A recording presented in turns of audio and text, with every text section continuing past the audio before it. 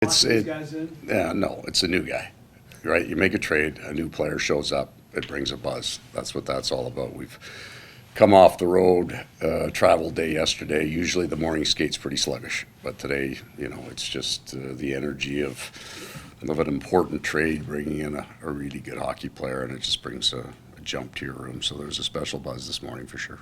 You coached against Vladimir Tarasenko Yeah. in the same division for years. I mean, what have you seen from him over the years? He was just dynamic against us. I mean, we played them a lot. He was in our division, and then they beat us in a series, and he was elite in that series. Just very, very smart player, positional. He's got those hands. He can make plays. He can shoot the puck and pass the puck, but he's just a smart player. He gets to where he needs to. Moves the puck at the right time. Just a good veteran guy that I think can develop chemistry with just about anybody. He can really almost morph his game with different style of players. So it's a really good ad for us. You mentioned chemistry, the fact that he has relationships with a lot of the guys in the room. Yeah. Already, how much does that fast track him becoming Yeah, part just- of the group? Well, we feel the strength of this group is that idea of the group, the togetherness. So when you bring somebody in, you're always mindful of that. We spent a lot of time talking about how we think he'll fit in the room, but he's got a close relationship with Sergei. He knows Dmitry, played with Nico. And then the other piece is he's trained here in the summer, so this is in a lot of ways home for him. So there's would be most of our guys would have crossed paths with him at some point. That matters. It gets you could just see it with a number of interactions, and that's what I would watch today. Not so much the hockey, how many different connections did he make on the ice, guys tapping pads, and clearly he knew a bunch of them. And you have him today with Barkov Right. and moving Rhino over. Is that something you decided just to try? I mean, when did you make that decision? Let's go this way. Well, it's the thing I don't know. I know what Verhaeghe looks there. I know what Rodrigues looks like there. But what we don't know is what Vlad looks like there. I do think, and there's a language connection with Barkov and he, so the systems will be new for him. So there is going to be a bit of a lag, I think, in terms of speed until he gets up to speed to see once he understands the system. So you want somebody on the bench who understands it completely. You've got Barkov and Reinhart could define them as well as anybody. That's a positive. I like the other lines the way they're going, and we have time. So what I wanted to do is take the thing I didn't know and give it an opportunity to mold. And moving Reinhart into Tkachuk, if you do that to the left side, something they haven't done a lot of here. Right. I've got less of a concern. We'll do that later if we want, and it'll just be organically. So he's starting on the left with Reinhart on the right. So there's no change between Barkov and Reinhart tonight. He'll start on the left. Vladimir will. Line start on the left. Correct. Okay. So that's the change for him. He's played it before, but he's never played it with these guys. You figure if you got 8 new things, you might as well have 9. Doesn't really matter that you're dealing with in your first night. I know that Reinhart can go over the left, but I'd like to see this first. I know Tkachuk can go over the left, but I really like where Lundell's line's at right now. It's fast, and the other team, when you get on the road, the other teams started to run their best against that line. Try to check Barkov a bit or check Bennett a bit, and they were good. So I don't want to change that. The best hockey in terms of production has been with Verhaeghe, Bennett, and Tkachuk. That's when Matthew got going. So we know what that like. We'll be very patient with this. I've got lots of confidence. It doesn't need to be good the first night. We want it to be really, really good the last night, but I want to they're all veteran guys on that line. Give them time to play together. Coach, you talked about the buy-in from the dressing room and from the coach about the run you guys are hoping to make. A move like this, what does it say about the front office's commitment to the buy-in and Yeah, this push? I felt the same last year, to be honest with you. We didn't make a move. And last year, at this time, it was still really, really tight whether we would or not. And there was no apprehension about it. And this year, we feel pretty confidently we're going to make the playoffs. So there was no desperation in the need. It was truly the opportunity. Could we find the right guy? If we don't, then we didn't make a trade last year, and we were fine with that. This year, there was a player that we felt can move around our lineup a little bit, can do power play.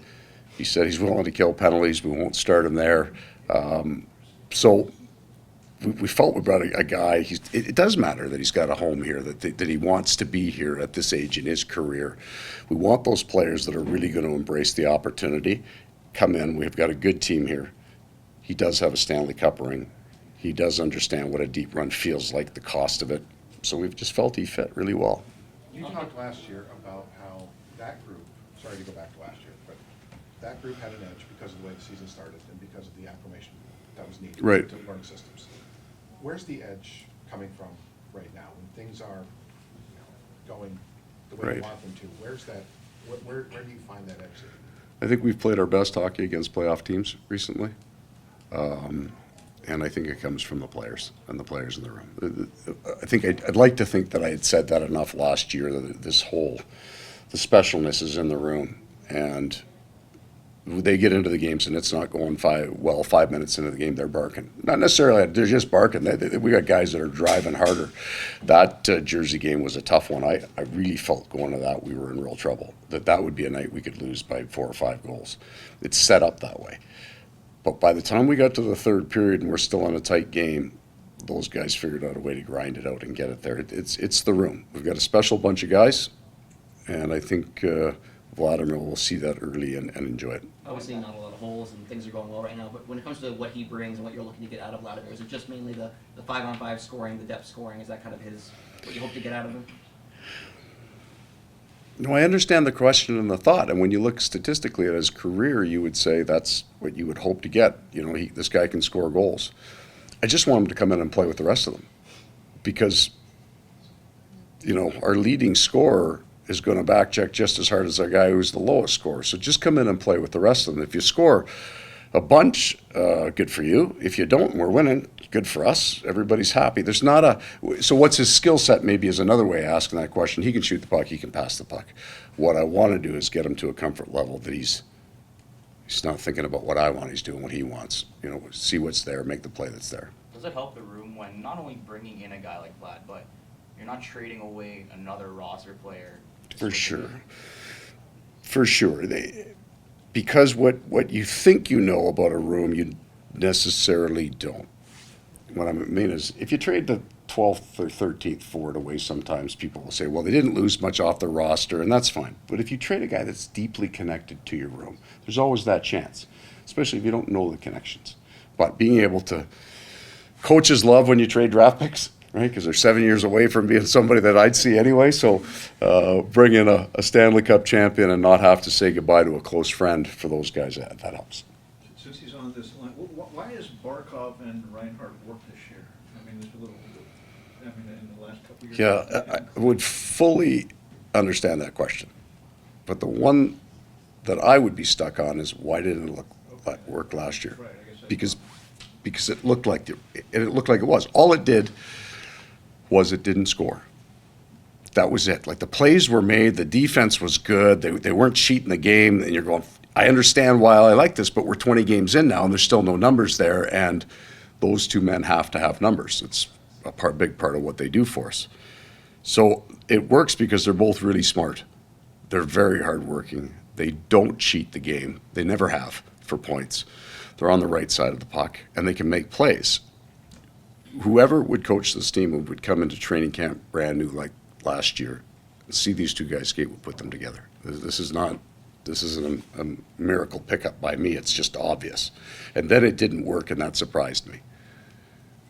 Enough that when he came back to training camp this year, going, well, we're going to have to get another look. We're going to have to try. I know it hasn't worked for two, but they just look so right together on the ice. It just took some time.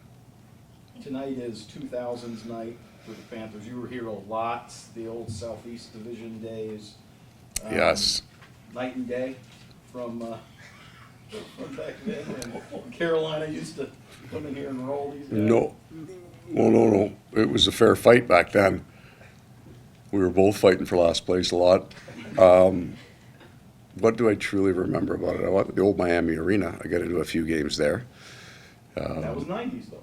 Okay, you're right. So crossover, we started to become a better team in the early 2000s. What I truly remember, it's mandated that at the end of the game you get video from the other team, and it was VHS in those days until we graduated to the CDs. God, I'm old. But I remember that you got the Jumbotron feed here. So we got a lot of the Panther going around. No face-offs. Never saw a face-off between two. So when you're trying to prep for the next time, you have no idea. You got no video for that. But we got the jumbo close-ups on guys' faces when they're going through the neutral zone. So I think, but we probably gave them the same thing back when they came in because there weren't a lot of people watching those two teams play. Thanks, everybody. Okay, guys. We're gonna go quick.